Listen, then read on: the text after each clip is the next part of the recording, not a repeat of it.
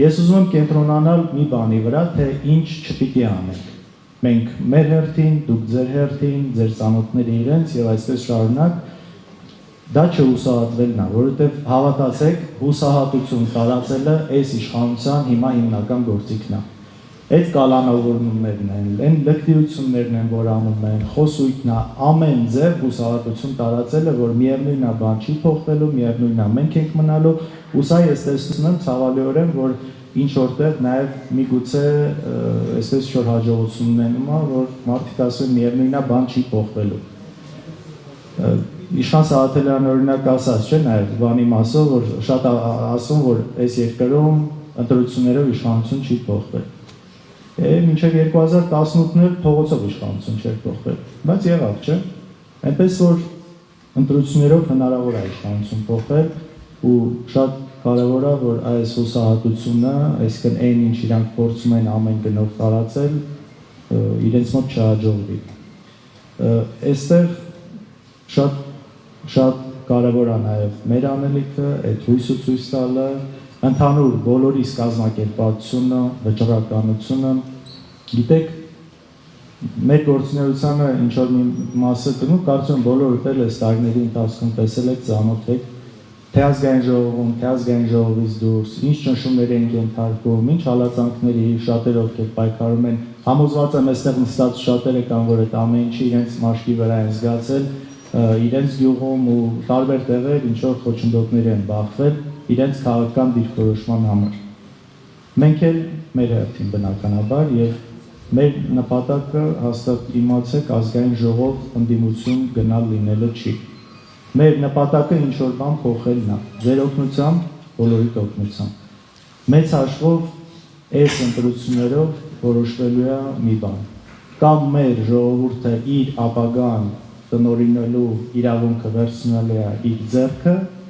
կամ այս ընտրություններով մեր ժողովրդի ապագան տնօրինելու է Թուրքիան ու Ադրբեջանը։ Ամենայն անկեղծությամբ սա է մնում տակը, եթե մենք ամեն ինչ ստապ վերլուծում ենք, հատկապես հաշվի առնելով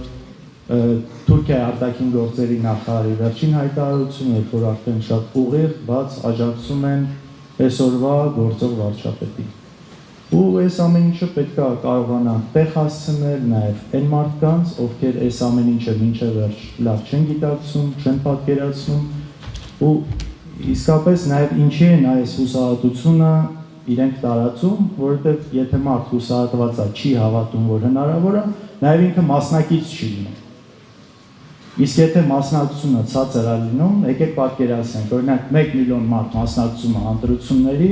ու պայմանական քաղաքացիական պայմանագիրը տանում է 500,000 ձայն, դա 50%-ն է։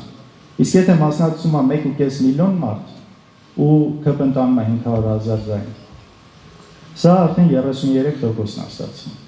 Այստեղ է ամբողջ նաև հաջողության, կարծում եմ, բանը թաքնված։ Բավականին բարդ իրավիճակ է Հայաստանի Հանրապետությունում եւ նրա շուրջը, եւ այստեղ ոչ թե նա է կարևորը, որ անվտանգության միջավայրը, ներքին եւ արտաքին սպառնալիքներն են արկա եւ այդ մարտահրավերները անընդհատ ահագնանում են, բայց ավելի կարևոր է նա, որ Հայաստանի Հանրապետության իշխանությունները այդ ամենին արժանի կերպով արդյունավետ չեն ահազանգում եւ համապատասխան ճիշտ որոշումներ չեն ընդունում այս իրավիճակից դուրս գալու համար։ Հետևաբար բոլոր այն թեզերը, մանավանդ խաղաղության վերաբերյալ թեզերը, որոնք որ կան, նրանք կեղծ են, իրավիճակին չեն համապատասխանում եւ մեր շահերը չեն արտահայտում այնտեղ, դրա համար բազմաթիվ անգամ մենք խոսել ենք եւ 2026 թվականը մեր բոլորիս համար կարևոր տարի է, որովհետեւ ընտրություններն են եւ եթե մենք համատեղ պայքարում չենք կարողացել այս իշխանություններին հեռացնել, ապա ընտրությունները մնում են միակայն ճանապարհը, որտեղ որ եթե մենք համախմբվենք, կունենանք հաջողություններ։ Տեսեք, այսօրվա դաշտը, եթե վերցնենք իշխանություններին եւ զինվորական լեզվով, այսպես տանկ գնահատական, մի զորամասի կամ մի գնդի իրավիճակ է, որտեղ որ մեր երկիրը հատվածականացված վիճակում է, բաժան, երկրորդը որակազրկված եւ բարոյազրկված եւ վերջին այն կետերից մեկը, որը որ մեր արժեքների ամենակարևոր արժեքն է, դա հայ առաքելական սուրբ եկեղեցին է, արդեն դրա վրա է հարձակվել եւ ամենակարևորը պետության բոլոր ռեսուրսները, կառուցվածքը, նյութատեխնիկական միջոցները, ֆինանսները, դատաիրավական համակարգն ու ուժային կառույցները իրենք օգտագործում են այս իրավիճակը պահելու համար, որովհետև նրանց համար թանկ է իրենց աթոռները։